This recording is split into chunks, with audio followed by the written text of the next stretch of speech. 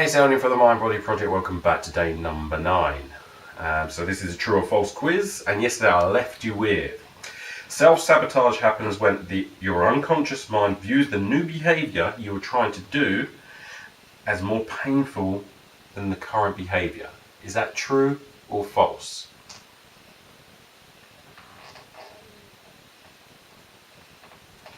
It is true. Of course it's true. Most of the time when you make a change, when someone is trying to make a change, and this is why you need unconscious mind and using your unconscious mind when it comes to change work.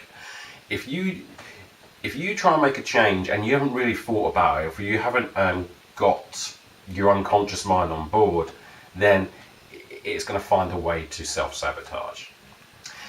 Because you consciously, if you think about it this way, your unconscious mind records everything in minute detail that you've done in your whole life. So it's got a bigger picture. It's got a massive picture. It knows everything you've done in minute detail that consciously you wouldn't be able to get to unless you're in a certain state.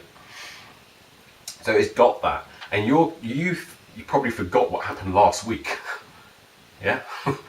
And yet you're trying to make a decision or a change in your behavior without thinking about consequences.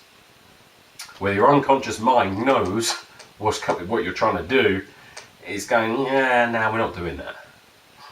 We're not doing that. So it will override anything that you try and do. And that's why if you're having to use willpower, then that's probably not going to work long term. It's just going to self-sabotage because you haven't got your unconscious mind on board. And usually there's a technique that we use where we get the unconscious mind to actually make the changes unconsciously, and your conscious mind stays out of it.